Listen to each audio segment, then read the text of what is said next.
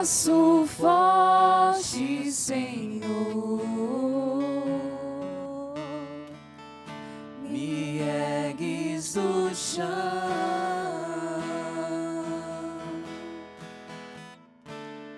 pois com teu braço forte realizas prodígios, pois com teu braço forte, Senhor, me ergues do chão.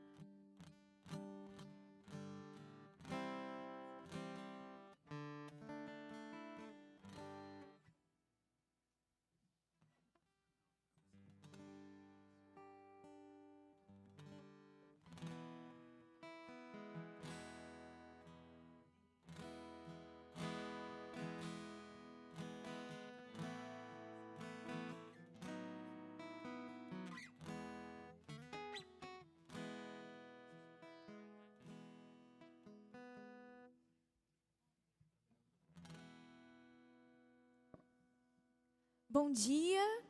Bom dia. Louvado seja nosso Senhor Jesus Cristo. Para sempre seja louvado. Ave Maria, cheia de graças, o Senhor é convosco. Bendita sois vós entre as mulheres, bendito é o fruto do vosso ventre, Jesus. Santa Maria, Mãe de Deus, rogai por nós, os pecadores, agora e na hora de nossa morte. Amém. Nossa Senhora das Graças, rogai por nós. São Sebastião, rogai por nós. Meu irmão, minha irmã, você que está aqui conosco e você também que nos acompanha pela nossa transmissão, convidamos você a cantar o nosso salmo. Hoje é o Salmo 67, que diz assim: com carinho preparastes uma mesa para o pobre. Convidamos você a cantar este salmo, fazer dele a sua preparação para esta Santa Missa. Com carinho preparastes uma mesa para o pobre.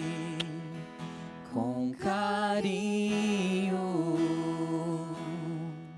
preparastes uma mesa para o pobre. Vamos lá, com carinho. Com carinho preparastes uma mesa para o pobre. Mais uma vez. Com carinho preparastes uma mesa para o pobre.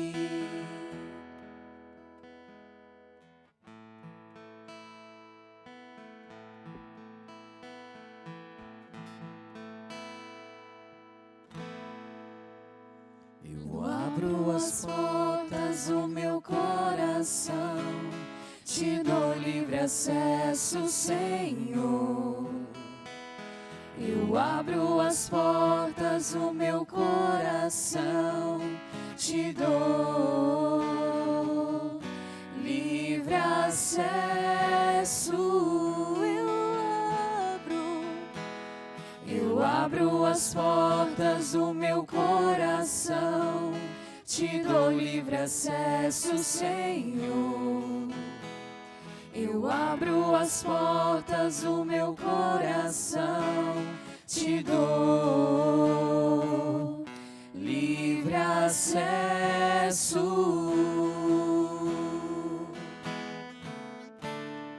Pois com teu braço forte realizas prodígios.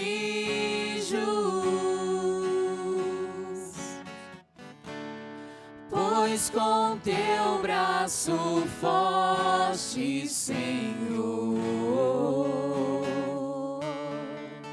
me ergues do chão.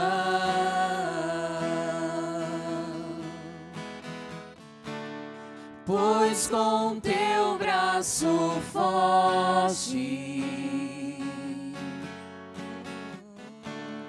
realizas prodígios.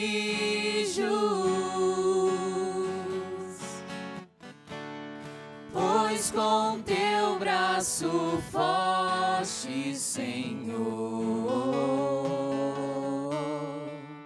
me ergues do chão. Eu abro as portas. Eu abro as portas do meu coração, te dou livre acesso, Senhor.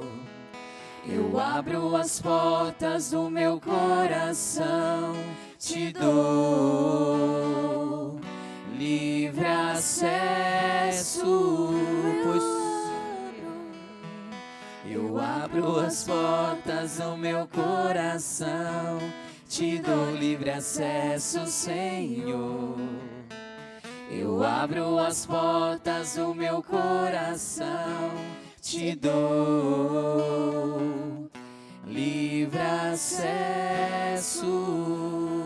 Pois com teu braço forte, pois com teu braço forte realizas prodígios. Realizas prodígios.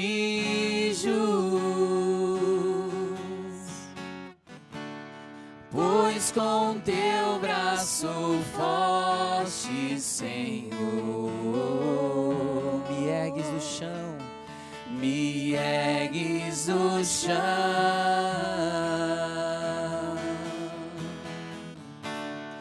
Pois com teu braço forte realizas prodígios, realizas prodígios.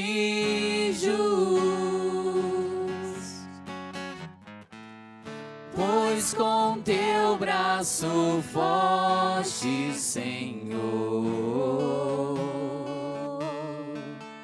me ergues do chão.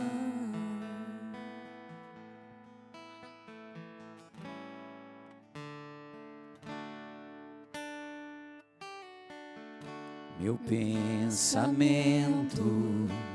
vive em você, a luz do meu viver, Senhor.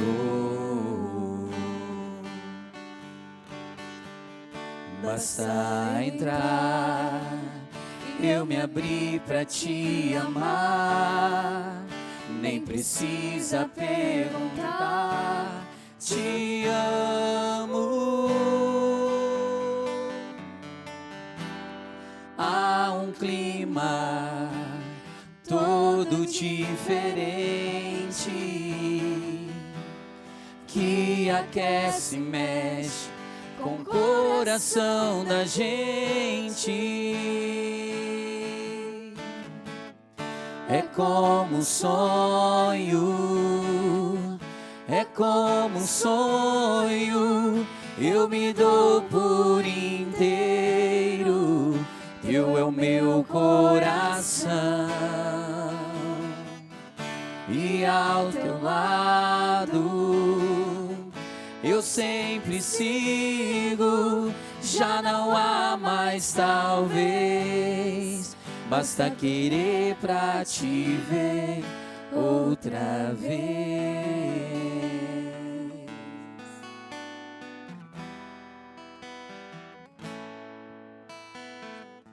Meu pensamento vive em você, a luz do meu viver, Senhor. Basta que entre, Senhor, basta entrar. Eu me abri pra te amar, nem precisa perguntar. Te amo. Há um clima todo diferente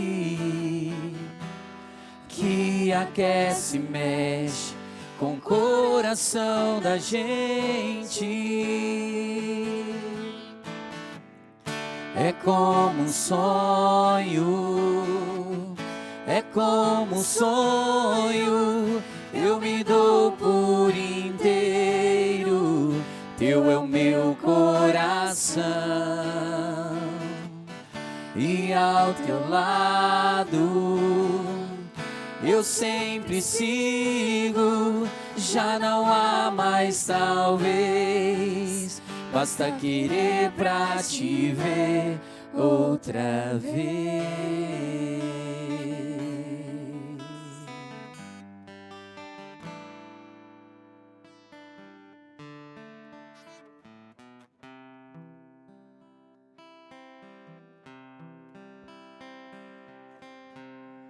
Espírito Santo, vinde orar em mim. Espírito Santo, Espírito Santo, vinde orar em mim, orar em mim.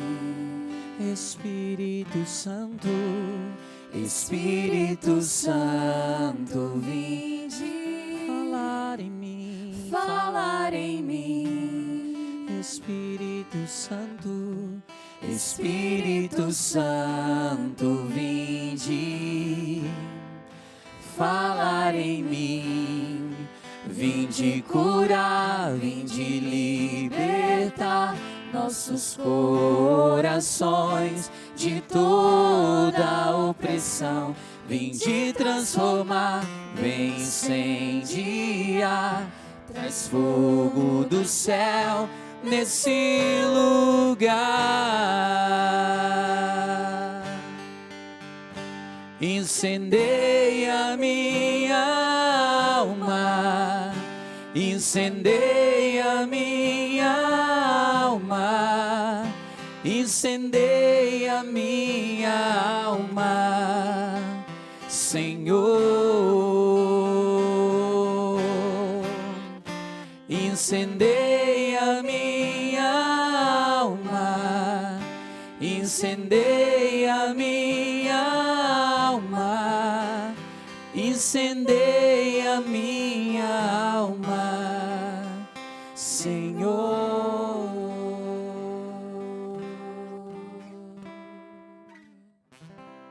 Louvado seja nosso Senhor Jesus Cristo. Para sempre seja louvado. Irmãos e irmãs, peço especial atenção aos nossos avisos paroquiais transmitidos nas telas. Olá, irmãos e irmãs! Que alegria estarmos reunidos aqui na nossa paróquia para celebrar este domingo. Eu sou a Chayane e junto com a Mariana, vamos conduzir o nosso informativo paroquial. hoje é domingo, dia do Senhor, e também dia de iniciarmos mais uma semana abençoada. E como de costume, preparamos este momento para que você fique por dentro de tudo o que está acontecendo na nossa paróquia São Sebastião. E já começamos lembrando de uma data muito especial. Hoje, 31 de agosto, celebramos o Dia do Catequista. Em nome de toda a nossa comunidade, queremos parabenizar e agradecer a cada catequista pelo sim generoso em conduzir tantas pessoas no caminho de fé. Que Deus os abençoe sempre nessa missão tão bonita. Hoje também é o último domingo do mês e dia de entregar as cestas básicas para os nossos irmãos assistidos. Agradecemos imensamente a cada um que colaborou com os alimentos para que isso fosse possível.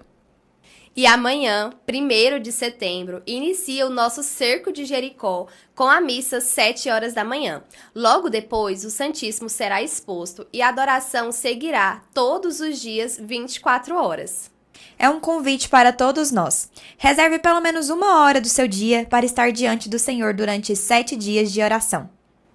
De segunda a sábado, teremos Santa Missa às 7 da manhã e às 19h15. E no domingo será o encerramento do Cerco de Jericó. Teremos os nossos 4 horários de missa, mas atenção, a missa das 19 será antecipada para as 17 horas. Então você que sempre participa nesse horário das 19 ou quer participar do encerramento do Cerco de Jericó, marque bem, a missa será às 17 horas. E esses foram os avisos da semana. Desejamos a todos uma santa celebração e Boa missa! Intenções para a Santa Missa. Pelos falecidos. 1º ano, Sérgio Túlio Ferreira da Silva. 2º ano, Zilda Soares de Souza. 5º ano, Washington Rodrigo Caetano Paulino. 20º ano, Sebastiana Ferreira. Pela saúde de Eliane Ribeiro, Águida Gondim, Marco Túlio Ferreira e Tânia Ferreira. Em ação de graças por Lúcio Antônio e João Miguel. Pelos aniversariantes da semana: Mirtes de Almeida, Rodrigo Nunes, Magnirma Venusa, Ilza Araão, Raina Alves, Ana Paula Batista, Moisés Moreira, Caio Lima, Mariana Cabrini, Rafael dos Reis, Elisete Ribeiro, José Carlos, Cristiane Pereira, Danilo Cabrini, Otávio Eustáquio, Irmã Maria Luísa, Mário Rodrigues, Isis Stone, Tarcísio Cardoso. Pelo aniversário de casamento de Paulo Silva e de Nalva Barros, Euler Arruda e Rosângela, José Ribamar e Iriam Frazão. Jesus, mediador da nova aliança. Estamos reunidos para celebrar o banquete do reino. Que o Senhor nos faça viver a alegria da convivência fraterna e nos ajude a acolher sua palavra. Hoje rezamos em particular pelos que exercem entre nós o ministério de catequista. Iniciemos cantando.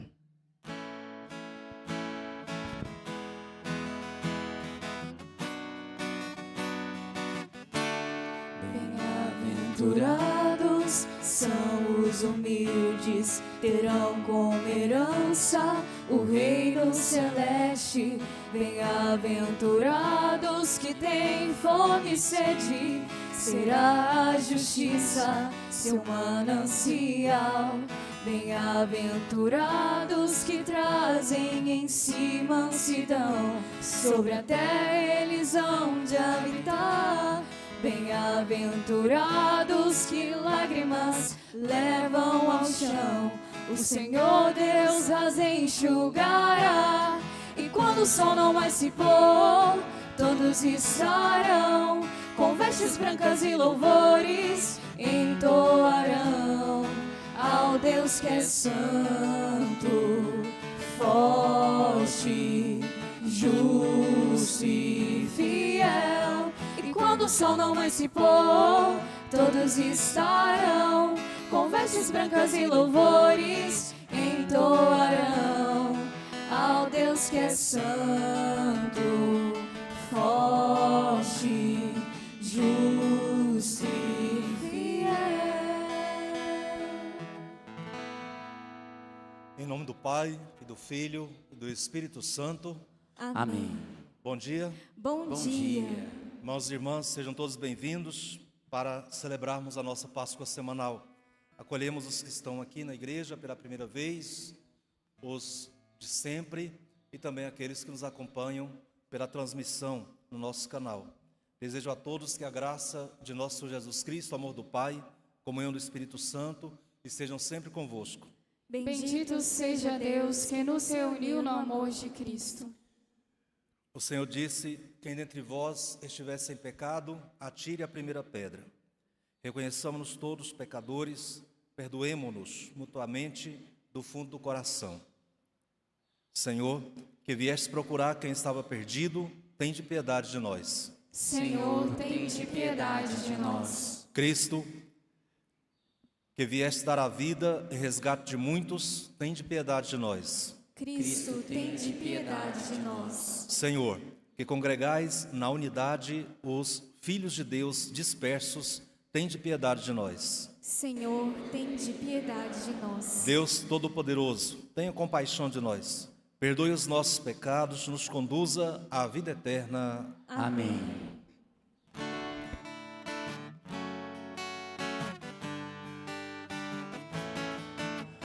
Glória, glória, glória a Deus nos altos céus. Paz na terra aos homens, bem-amados filhos seus. Deus e Pai, nós os louvamos, adoramos, bendizemos.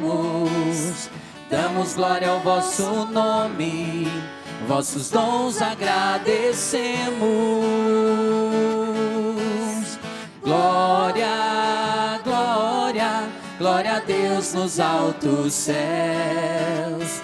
Paz na terra aos homens, bem-amados filhos seus. Senhor nosso Jesus Cristo, unigênito do Pai, voz de Deus Cordeiro Santo, nossas culpas perdoai.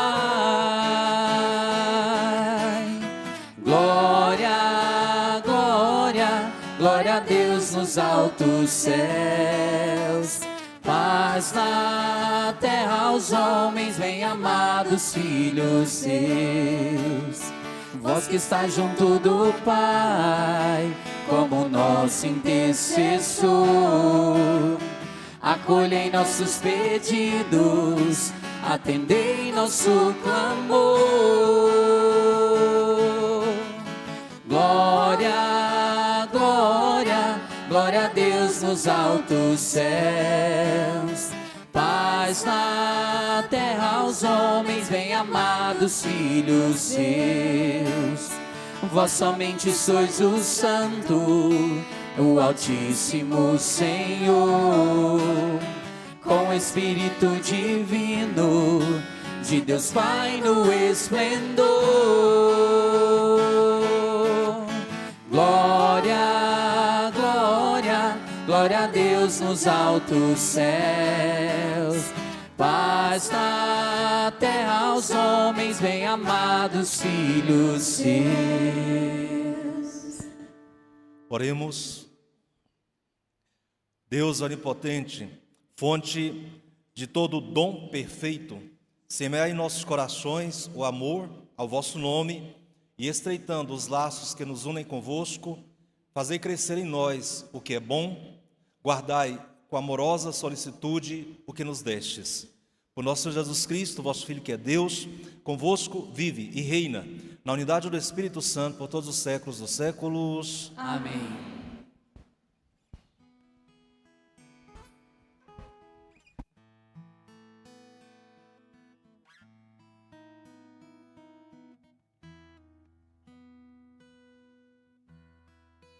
Leitura do livro do Eclesiástico.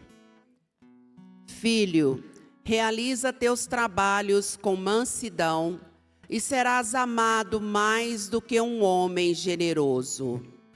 Na medida em que fores grande, deverás praticar a humildade, e assim encontrarás graça diante do Senhor. Muitos são altaneiros e ilustres, mas é aos humildes que ele revela seus mistérios. Pois grande é o poder do Senhor, mas ele é glorificado pelos humildes.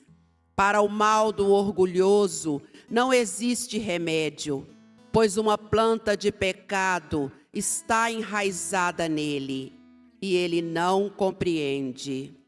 O homem inteligente reflete sobre as palavras dos sábios, e com ouvido atento deseja a sabedoria.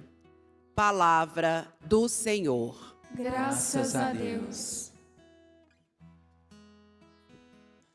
Com carinho preparastes uma mesa para o pobre. Com carinho preparastes uma mesa para o pobre. Os justos se alegram na presença do Senhor, rejubilam satisfeitos e exultam de alegria. Cantai a Deus louvai, cantai um salmo a seu nome. O seu nome é Senhor, exultai diante dele. Com carinho preparastes uma mesa para o pobre. Dos órfãos ele é pai, e das viúvas protetor. É assim o nosso Deus em sua santa habitação. É o Senhor quem dá abrigo, dá um lar aos deserdados, quem liberta os prisioneiros e os sacia com fartura. Com carinho preparastes uma mesa para o pobre. Derramastes lá do alto uma chuva generosa, e vossa terra, vossa herança, já cansada, renovastes. E ali vosso rebanho encontrou sua morada. Com carinho preparastes essa terra para o pobre. Com carinho preparastes uma mesa para o pobre. Com carinho preparastes uma mesa para o pobre.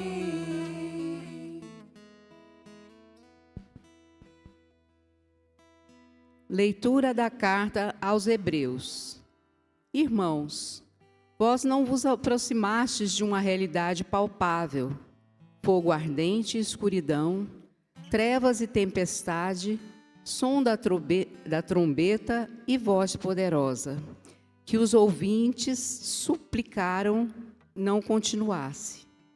Mas vós vos aproximastes do monte Sião e da cidade do Deus vivo, a Jerusalém celeste, da reunião festiva de milhares de anjos, da assembleia dos primogênitos, cujos nomes estão escritos nos céus de Deus, o juiz de todos, dos espíritos dos justos, que chegaram à perfeição de Jesus, mediador da nova aliança. Palavra do Senhor. Graças a Deus.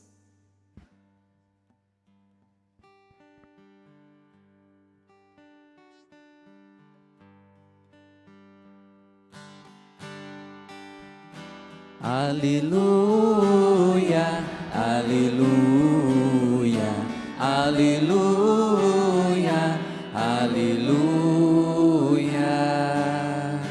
aleluia, aleluia, aleluia, aleluia.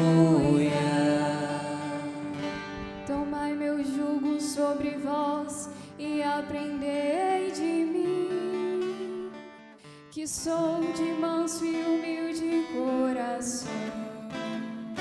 Aleluia, aleluia, aleluia, aleluia.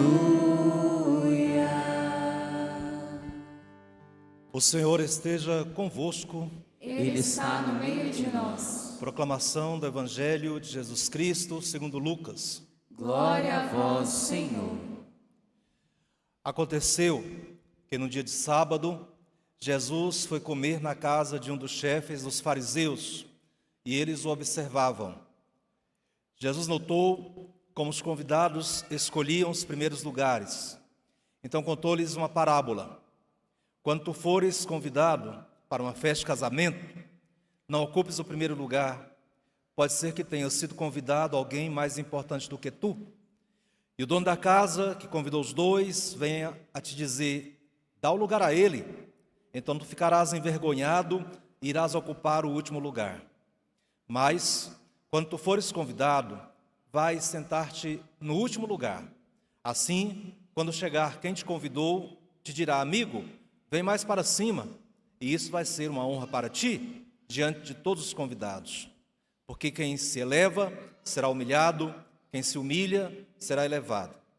E disse também a quem o tinha convidado: quando tu deres um almoço ou um jantar, não convides teus amigos, nem teus irmãos, nem teus parentes, nem teus vizinhos ricos, pois estes poderiam também convidar-te, e isto já seria a tua recompensa. Pelo contrário, quando deres uma festa, convida os pobres, os aleijados, os coxos, os cegos. Então tu serás feliz, porque eles não te podem retribuir. Tu receberás a recompensa na ressurreição dos justos. Palavra da salvação. Glória a vós, Senhor. Com carinho preparastes uma mesa para o pobre. Vinde, Espírito Santo, enchei os corações dos vossos fiéis e acendei neles o fogo do vosso amor. Enviai o vosso Espírito, e tudo será criado, e renovareis a face da terra. Oremos, ó Deus, que instruístes os corações dos vossos fiéis com a luz do Espírito Santo, fazei que apreciemos retamente todas as coisas, segundo o mesmo Espírito, e gozemos sempre da sua consolação. Por Cristo Senhor nosso. Amém. Para o mal do orgulhoso não existe remédio, pois uma planta de pecado está enraizada nele e ele não compreende. Hoje celebramos 22º domingo do tempo comum, começamos mais uma semana, neste tempo que nós chamamos tempo comum na igreja. Nos vestimos de verde, porque é o tempo da espera, é o tempo da esperança. São 34 semanas até chegarmos lá no mês de novembro, festa de Cristo Rei, quando nós encerramos então este ano, que estamos ouvindo o Evangelho de São Lucas. E cada domingo do tempo comum, justamente por isso é tempo comum, que fala do comum da vida, do ordinário da vida, das coisas cotidianas, do que pode nos levar para o inferno, para o céu, a depender da maneira como nós vivemos, os detalhes que não podem passar batidos. Então, cada domingo tempo comum vem sempre um tema que ilumina a nossa vida. E hoje é o tema da humildade e daquilo que é o contrário da humildade, o orgulho. A primeira leitura, tirada no Antigo Testamento, livro do Eclesiástico, de um sábio judeu que estava vivendo no período da grande efervescência da filosofia grega.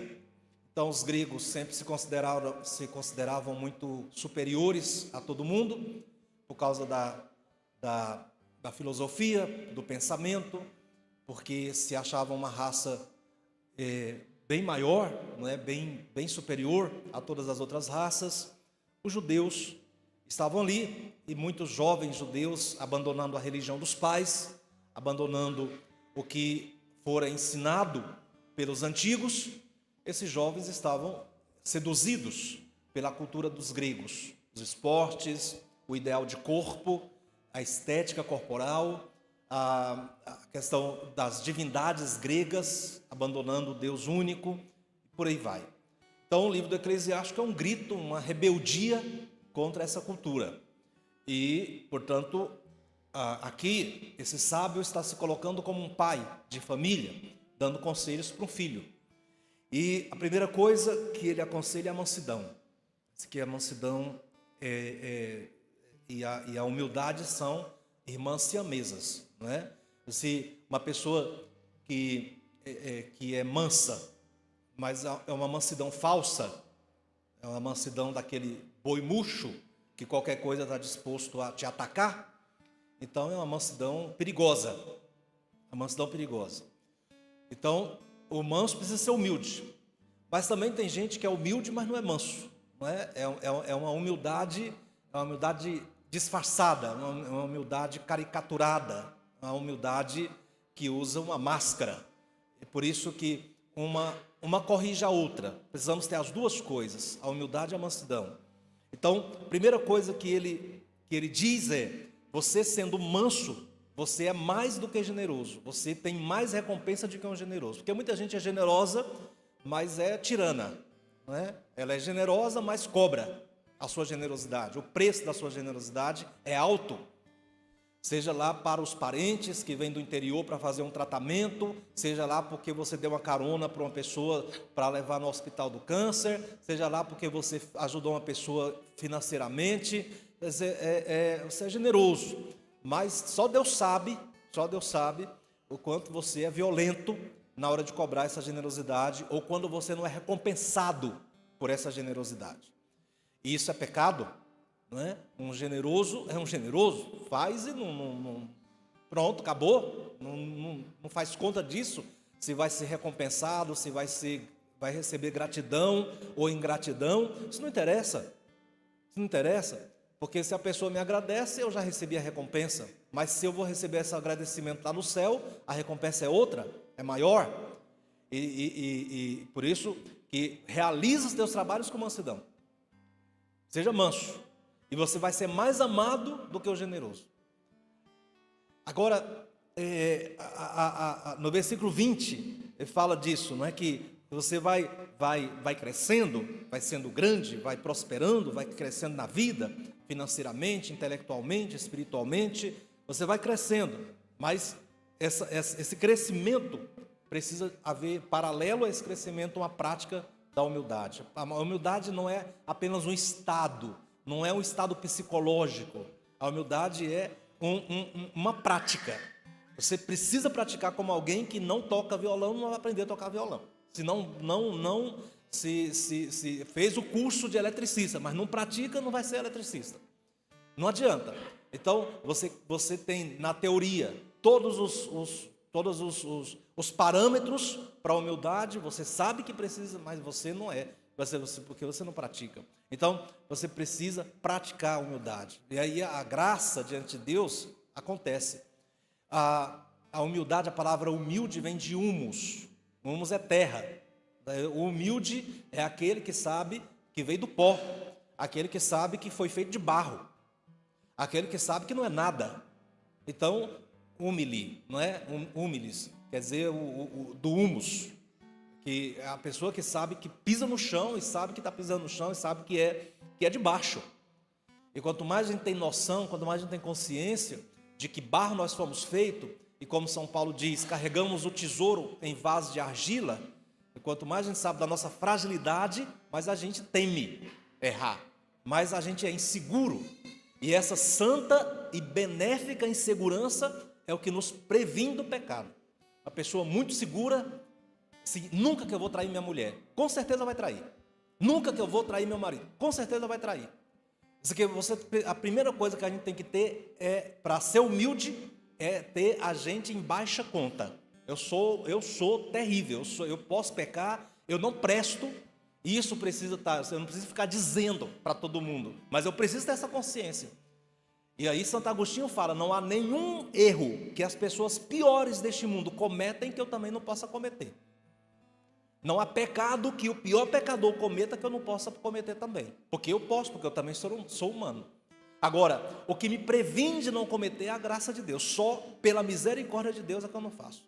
Por isso que você não se atribui a si mesmo ser bom. Você não se atribui a si mesmo ser fiel. Você não se atribui a si mesmo ser uma pessoa religiosa, uma pessoa de oração. Longe de nós uma coisa dessa. Tudo é de Deus, é graça de Deus, porque tudo é graça. Porque se não fosse a graça de Deus, eu não seria o que sou. E mesmo com a graça de Deus, eu ainda cometo os pecados que eu cometo. Imagina sem a graça de Deus. É por isso que o humilde, ele sempre tem a si mesmo em baixa conta, não é? Quer dizer, tudo posso fazer, por isso o tempo todo estou segurando nas mãos de Deus. O tempo todo. Por isso essa é uma bênção de insegurança, é uma bem-aventurada insegurança. É quando eu sou seguro demais em mim mesmo, então fatalmente eu vou cair. Fatalmente. Porque eu realmente não posso, eu não sou estável psicologicamente, eu não sou estável na minha biologia, na minha estatura física, eu não sou estável emocionalmente, eu não sou estável em aspecto nenhum. Tudo, a estabilidade, a segurança, tudo é de Deus, e isso precisa ficar muito claro. Por isso o humilde é este, carrego um tesouro, que são as bênçãos, as graças, a presença do Espírito Santo no meu corpo, carrego o tesouro, mas o vaso que carrega esse tesouro é de barro. É de barro. Então, aqui vem essa prática da humildade. Existem duas coisas que a gente precisa... Um ensinamento que a igreja dá sobre a humildade é que existem dois aspectos da humildade. E que você pode ser humilde das duas formas, ou apenas de uma. E que a primeira coisa do humilde é que ele não... que é uma humildade fruto do esforço humano, uma humildade mais psicológica. Quer dizer, eu treino a minha cabeça, treino o meu corpo, treino o meu estilo de vida para ser humilde. Para ser humilde. Mas não é tão dependente de Deus assim. É coisa boa, já é alguma coisa. Já é meio caminho andado, mas não é perfeita essa humildade. Porque ela é humana, ela é carnal. Se você pega qualquer pessoa, até muito rica, um desses bilionários que tem por aí, anda de sandália simples, camisetinha básica, não é? Calça jeans, leva marmita para o trabalho. Já li muitas biografias de gente bilionária por aí que tem um estilo de vida extremamente simples. Extremamente simples. Então aquilo ali, essa simplicidade, essa humildade, a pessoa pode ir lá, sentar no refeitório da empresa com todo mundo. Esse tipo de humildade é boa, mas não é perfeita, porque ela é fruto do humano. É uma pessoa que treinou a cabeça, treinou o corpo, treinou o estilo de vida dela para ser assim, simples, humilde, pronto. Agora existe uma humildade que é perfeita e santa, que ela é uma virtude infusa. Ela não é fruto do meu esforço, mas unicamente do Espírito Santo de Deus, que parece que vem e arrebata o coração daquela pessoa, transforma aquela pessoa orgulhosa, soberba, numa pessoa humilde. Às vezes isso vem por um baque na vida financeira, às vezes isso vem por um baque por causa de um luto, por causa de uma doença, por causa porque esteve à beira da morte. A pessoa retorna e ela começa a ver a vida de uma maneira totalmente diferente. Isso traz à pessoa uma conexão, uma ligação, uma união tão perfeita com Deus, que ela cumpre aquilo que Nosso Senhor falou no Evangelho de São Mateus, não é? Aprendei de mim, que sou manso e humilde de coração. A mansidão e a humildade de Jesus. Essa aqui é completamente divina, essa humildade. Completamente divina. Não tem nada de humano nela. Eu teria tudo para ser soberbo, teria tudo para ser orgulhoso, teria tudo para ser uma pessoa arrogante, mas Deus é tão bom que Ele vem em socorro, porque eu permito, porque eu deixo Ele fazer isso, porque sem a minha permissão Ele não vai fazer, não arromba portas, eu deixo Ele fazer isso, e essa é a humildade perfeita. Essa é a humildade perfeita. A antítese da humildade é o orgulho. Exatamente o contrário da humildade é o orgulho. O orgulho os santos da nossa igreja ensinam que o orgulho é o pior de todos os pecados que você pode ter. Todos. Se você pôr uma lista de pecados, o orgulho é o pior de todos. E o orgulho e a soberba, né, estão no mesmo nicho. E por quê? Por causa do livro do Gênesis. Foi pela soberba e pelo orgulho que Adão e Eva caíram. E porque o orgulho e a soberba, se a pessoa é soberba, o versículo 30 do livro do Eclesiástico, que nós ouvimos aí, que é da primeira leitura, fala que não tem remédio, não tem cura para o orgulho. Mas não tem cura por quê? Porque o orgulhoso acha que é Deus, ele se acha divino.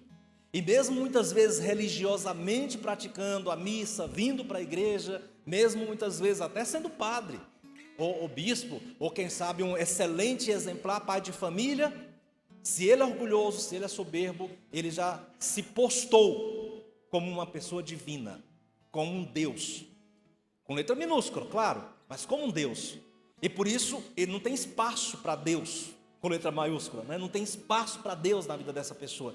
Por isso que está tão enraizado esse mal, porque Satanás, esse é o pecado preferido pelo diabo, pelo inimigo, é o pecado preferido, é quando ele insere no coração de uma pessoa a soberba, é o pecado primaz de Lúcifer, porque foi assim que ele tentou os nossos primeiros pais lá no Éden, quando ele disse assim: se vocês comerem desse fruto, vocês serão como deuses, verão as coisas como Deus vê, terão a ciência das coisas como Deus tem, porque ele enganou o homem e a mulher soberbos, querendo não enxergar segundo a vista de Deus, mas querendo enxergar como o próprio Deus enxerga, como o próprio Deus vê, como o próprio Deus sabe, querendo saber como o próprio Deus sabe, soberbamente pecaram, e por causa do pecado deles vieram todos os outros pecados.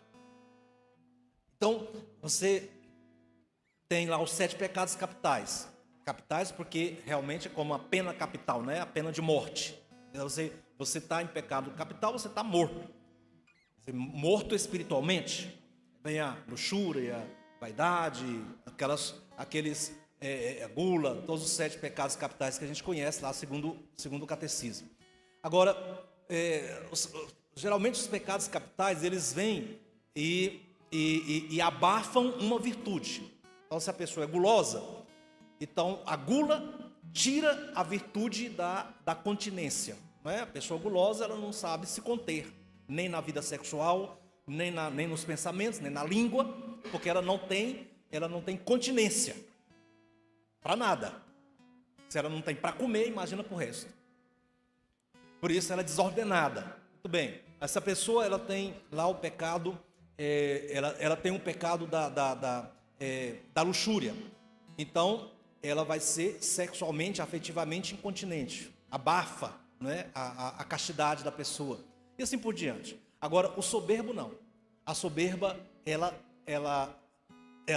tira, ela suga, ela desidrata todas as virtudes de uma pessoa. Todas as virtudes. Todas. Porque, de fato, o soberbo, ele é autossuficiente. Então, por isso não tem remédio. Mas não tem remédio por quê? Mas Deus é o Deus do impossível. Deus pode todas as coisas. Deus pode todas as coisas. Porém, essa pessoa não permite.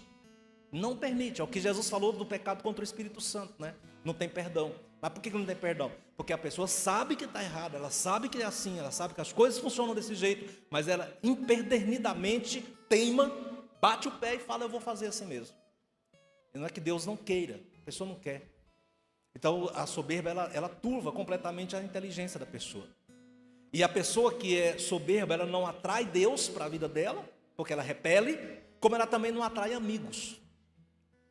Ela não atrai bênçãos, ela só atrai gente interesseira, ela só atrai amigos, entre aspas, não é, para a vida dela, que vão destruir a vida dela, porque ela vai atrair aquilo que ela é. Lixo atrai lixo, entulho atrai entulho. Se você começa a jogar entulho num lote que está limpo, todo mundo vai achar que aquele lote ali é de chão, todo mundo vai começar a jogar. Se você não vai sua calçada, todo mundo vai começar a achar que ali pode despejar o cocô do cachorro, tudo quanto é porcaria, pode despejar ali naquela calçada. Porque você sabe disso. Lixo atrai lixo. Limpeza atrai limpeza. Assim é a nossa alma. Assim é a nossa alma, assim é a nossa vida. E a gente precisa ter uma certa firmeza de saber que se eu estou aqui ligado a Deus, se eu tenho essa humildade, as pessoas humildes chegarão até mim também. Principalmente o grande humilde com letra maiúscula, que é Jesus, não é? Aprendei de mim que sou manso e humilde de coração. A humildade atrai, porque Jesus se deixa seduzir pela humildade. Se deixa seduzir. Ele é encantado pela humildade. Justamente porque foi pela soberba que Adão e Eva caíram. Foi pela soberba que o próprio Lúcifer foi lançado do céu para o inferno. Por causa da soberba. Porque não aceitou a obediência a Deus. Então, assim vem essa primeira leitura que dá o tom da liturgia de hoje, para o ensinamento de hoje. E vem o Evangelho segundo São Lucas, vocês têm aí uma cópia também no folheto, que está dentro do mesmo tema. Dentro do mesmo tema. Aqui já estamos no Novo Testamento, é o próprio Jesus agindo aqui, e era sábado, foi para a casa de um fariseu rico. Humildemente Jesus aceitou aquele convite, porque ele queria alcançar a alma daquelas pessoas ali, que estavam naquele banquete. E ele percebeu alguma coisa, diz o versículo final do versículo 1, que eles observavam Jesus. E diz o começo do versículo 7, que Jesus notou. Ou seja, eles observavam Jesus, mas também Jesus estava observando eles. E percebeu como havia um desfile de vaidades, né? Uma verdadeira feira de vaidades naquele banquete. E qual era a feira de vaidade? Porque todo mundo começou a procurar o primeiro lugar. Naquele tempo, primeiro lugar significava privilégio, status social. O dono da casa, ele colocava ao lado dele as pessoas mais ilustres, porque era ao lado dele que ficavam as pessoas que comiam o melhor da mesa.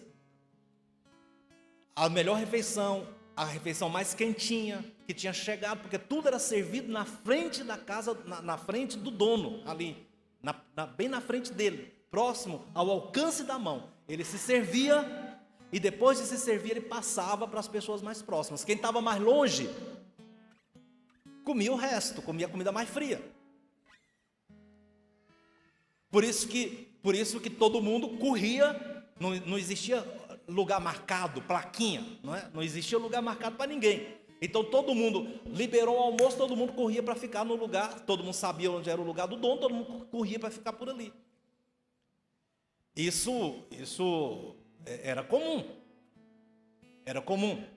Agora, quando Jesus percebeu isso, ele, no versículo 8, ele então abre a boca para falar uma exortação, fazer uma pregação para ver se as pessoas acordavam que serviu para eles e serve para nós até hoje. Quando tu fores convidado para uma festa de casamento, não ocupes o primeiro lugar. E não ocupe o primeiro lugar por uma questão óbvia. Porque pode ser que tenha alguém mais importante do que você, e você vai ter que sair e vai ser uma vergonha. Mas fica lá no último lugar. Por quê? Porque o dono da casa vai dizer, olha, você é ilustre, vem para cá, chega para perto. E vai ser uma honra, e não uma vergonha. Você não vai ser humilhado na frente dos outros, porque quem se humilha será elevado, quem se eleva será humilhado, diz ele aí no Evangelho de hoje. Agora, o que isso ensina para nós?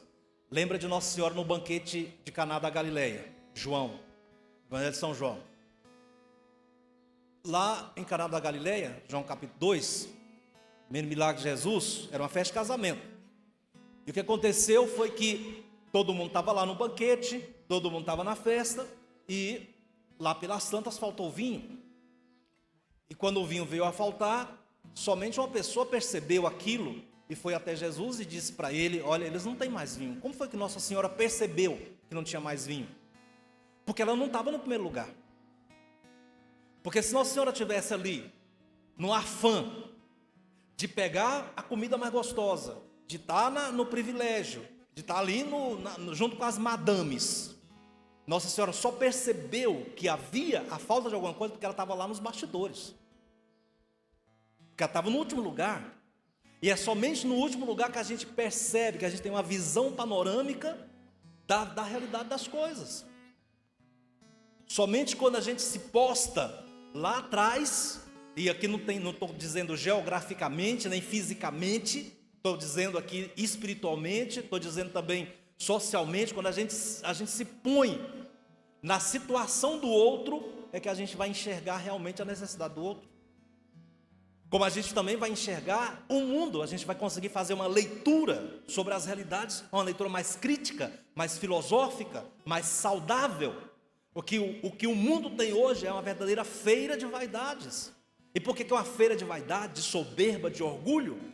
Que faz um cara pegar e falar assim: eu vou invadir esse país aqui, invadindo esse país, eu vou tacar míssil na cabeça de todo mundo, matar crianças, vou colocar aqui, não interessa, é um hospital, não estou nem aí, eu quero é isso aqui. E vai, um líder que faz uma coisa dessa é o quê? Humilde? Está em último lugar? Se postou em último lugar? Não. E por que se originam as guerras? Por que se originam as fomes? As calamidades provocadas não pela natureza, mas pelo próprio homem, por causa da soberba, por causa do orgulho. E quem se põe em último lugar, enxerga o que aquela pessoa que está sempre querendo primeiro, aquela pessoa não vai enxergar a necessidade do outro, ela enxerga a própria necessidade, porque na frente dela só tem o umbigo dela. Porque na frente dela ela não enxerga mais ninguém, porque ela é incapaz de olhar para trás. Obrigatoriamente ela só olha para frente. Se ela só olha para frente, ela não vê mais ninguém, só ela. Por isso Jesus fala: você precisa se colocar no último lugar, porque nós estamos nessa vida, no grande banquete da vida, no grande banquete de existir.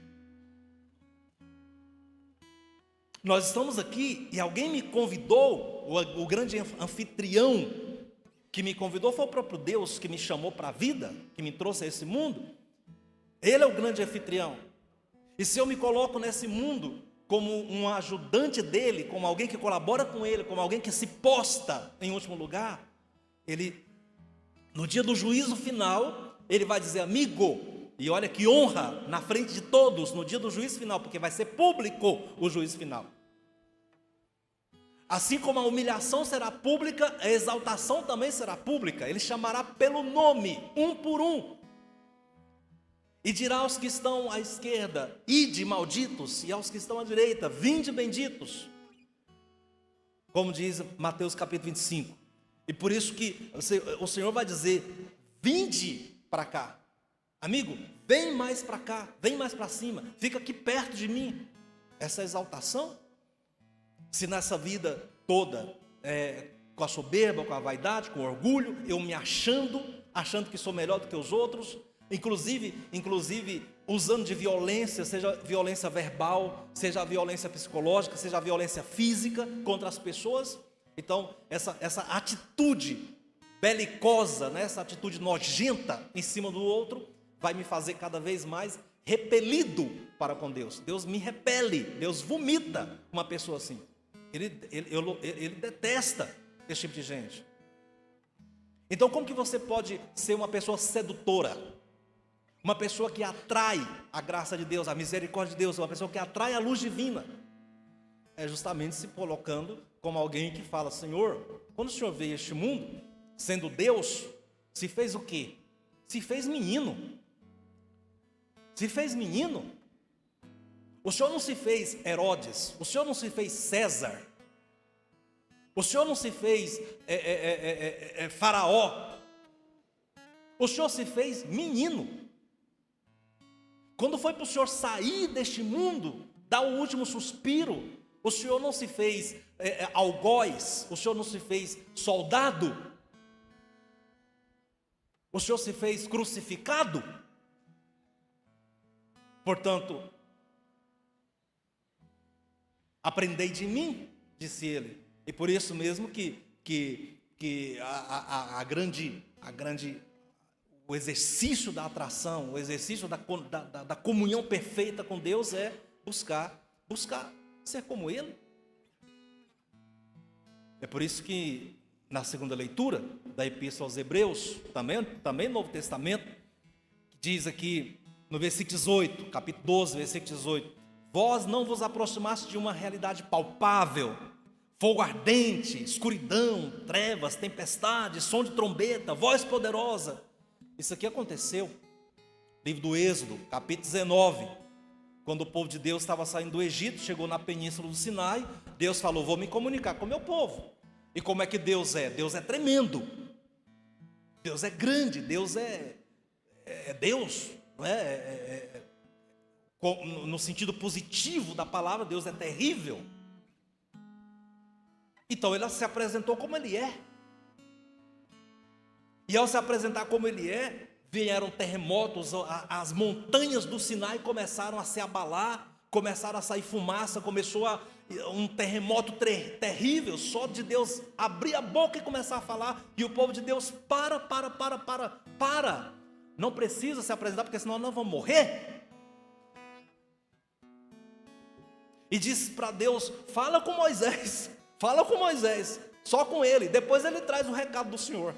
E foi o que fez. Moisés botou um véu no rosto, porque não podia ver, senão ia ficar cego, subiu para a montanha, e lá ele ficava se comunicando com Deus, e recebendo as instruções de Deus. Descia, o rosto dele, mesmo com o véu, tirava, ainda estava brilhando, como se fosse um astro luminoso, o rosto de Moisés ainda brilhava, mas assim foi a comunicação. Por isso que diz aqui, nós cristãos, o povo do Novo Testamento, nós não nos aproximamos de uma manifestação divina como aquela. Fogo ardente, escuridão, treva, tempestade, som de trombeta, voz poderosa, que os ouvintes suplicaram não continuasse. Como foi que você se tornou cristão? Se é que é cristão mesmo. Como foi que nós nos tornamos cristãos, se é que somos? Nós nos tornamos cristãos porque fomos atraídos pela singeleza, fomos atraídos pelo presépio, fomos atraídos pela Virgem. E onde é que está o terrível? Onde é que está a trombeta? Onde é que está o terremoto?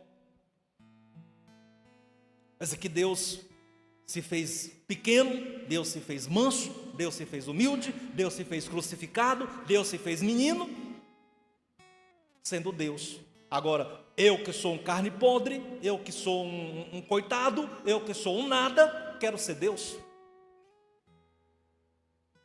Alguma coisa não está certa aí. A equação não bate. É por isso que diz o versículo 22, mas, está falando para os cristãos, mas vós vos aproximastes do monte Sião, da cidade do Deus vivo, que é a igreja, Jerusalém celeste, livro do Apocalipse, né? A igreja, a Jerusalém celeste, a cidade do Deus vivo, né? O céu, o paraíso, a experiência da missa, a experiência da Eucaristia. É Deus, mas é pão, mas é um pão que agora é Deus. É a comunhão perfeita, que sendo Deus cabe na minha boca, pode ser comido, mastigado, pode ser engolido. Mas que como que pode? Essa é uma coisa que só a humildade pode fazer. Só a humildade pode fazer. A arrogância não faria isso. Por isso que nós nos aproximamos dessa reunião festiva de milhões de anjos, Assembleia dos Primogênitos. Isso é a igreja, cujos nomes estão escritos nos céus, Deus, juiz de todos. Essa vontade, esse desejo de fazer da nossa vida uma vida melhor, de fazer com que a vida do próximo seja melhor, de fazer com que a vida do irmão seja melhor. Algumas coisas bem práticas para a gente encerrar nossa conversa sobre essa questão da humildade, como é que a gente luta contra a soberba, ou pelo menos contra o perigo da soberba, né? Porque se já é soberbo, já é orgulhoso, provavelmente não vai nem escutar o que o padre vai dizer. Mas se quer fazer as coisas do jeito certo, quer afastar esse perigo, então algumas coisas bem práticas. Primeiro, não fazer um juízo muito elevado de você mesmo. um juízo muito elevado. Você não se tenha em alta conta. Essa é a primeira coisa. A segunda coisa, e eu já expliquei sobre isso, não é? É sempre confiar somente em Deus e não em você mesmo. Segunda coisa, que é muito importante para a gente lutar contra a soberba, é a vida de oração. A vida de oração é assim, mesmo quando está trabalhando, mesmo quando está fazendo as coisas, tudo entregar a Deus, tudo entregar, tudo consagrar, tudo.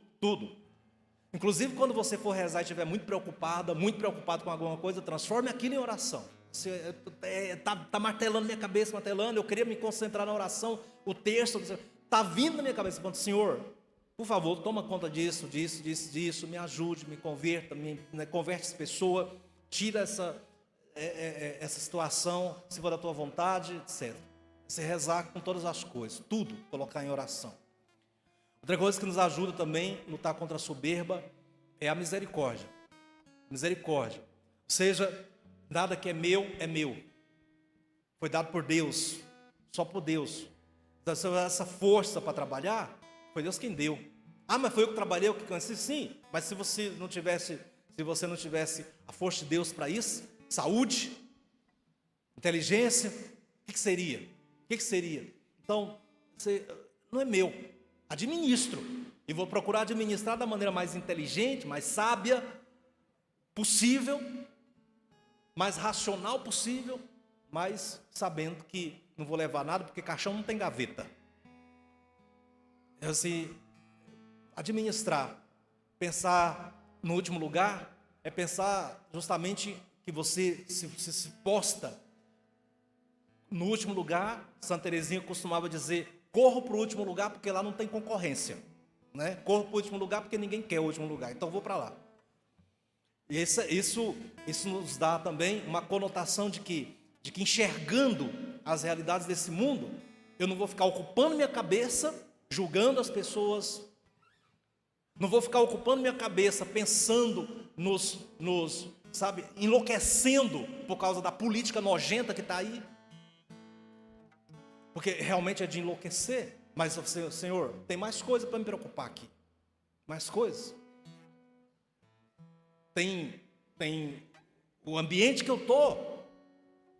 Então eu preciso parar de ser um neurótico, uma louca, um maluco. Eu preciso começar a parar de ficar me envolvendo nessas fofoquinhas, nessa imersão de youtubers que está por aí, envenenando minha cabeça até contra os bispos da minha igreja, contra o Papa, contra os sacerdotes da minha igreja, envenenando minha cabeça. Eu preciso, Senhor, sair disso aqui.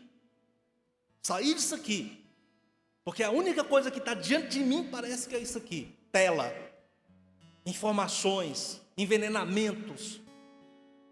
E eu preciso me colocar no último lugar para enxergar as coisas que estão no meu redor. Minha família, minha comunidade paroquial que precisa de mim, meus irmãos de comunidade precisam de mim, os serviços, o dia a dia, os pobres que estão ao meu redor. Foi o que Jesus disse no finalzinho do evangelho de hoje, foi, se você vai dar uma festa, aprenda quem você convida.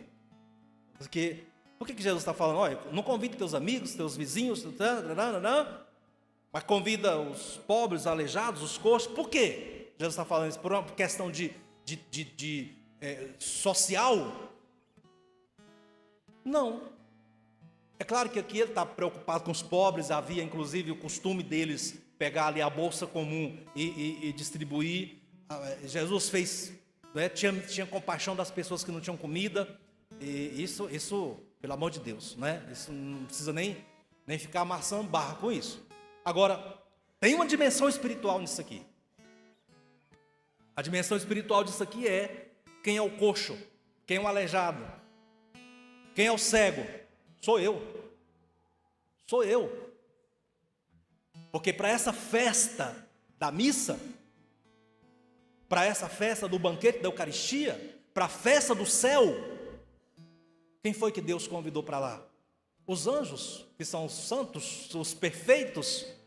Deus convidou para lá os amigos dele, os arcanjos, os querubins, os serafins. Eles já estão lá, já estão lá, mas ele quis convidar esse cego, esse coxo, esse aleijado, este infeliz, esse pobre, que é você e que sou eu, para esse banquete.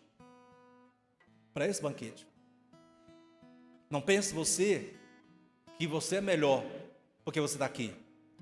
Não penso eu que eu sou melhor porque estou aqui. Pelo contrário, é justamente porque sou ralé. Ralé. Por isso estou aqui. Porque sou doente. Porque ele disse, eu não vim para os sãos, eu vim para os doentes. É por isso que eu estou aqui. E toda vez que eu for pensar na igreja, pensar na instituição, pensar numa paróquia, pensar numa comunidade eclesial, todas as vezes que eu for pensar nisso, eu não tenho que pensar, lá tem um bando de hipócritas, eu não vou pisar lá porque está cheio de fofoqueiro, está cheio... Muito bem, meu querido, entra na fila porque cabe mais um. Porque é exatamente isso que nós somos. Exatamente isso que nós somos. E é por isso que estamos aqui. E o Senhor quer dizer para mim que no banquete da minha vida, neste banquete da minha vida, nos bens que Ele me dá para administrar, nos dons que Ele me deu, nos talentos que Ele me deu, que eu posso oferecer e colocar sobre a mesa para os outros, eu não vou convidar os poderosos, eu não vou convidar os melhores, eu não vou convidar os bambambãs para receber os dons que eu tenho, eu vou convidar justamente aqueles que são como eu. Os da minha trupe. Vou convidar exatamente aqueles que são como eu. Nesse sentido, de gente que quer cura, de gente que quer remédio, de gente que quer ser tocada, de gente que quer ser curada, de gente que sabe que precisa. E porque precisa, está aqui. Aprendei de mim, disse o Senhor, que sou manso e humilde de coração. Tomara, meus irmãos e irmãs, que se cumpra essa passagem do Salmo 67, tão bonita, especialmente o versículo 6º e o versículo 7º, que diz, dos órfãos ele é pai, das viúvas protetor. É assim o nosso Deus em sua santa habitação. É o Senhor quem dá abrigo, dá um lar aos deserdados, quem liberta os prisioneiros, sacia com fartura. Derramaste lá do alto uma chuva generosa, e vossa terra, vossa herança, já cansada, renovastes.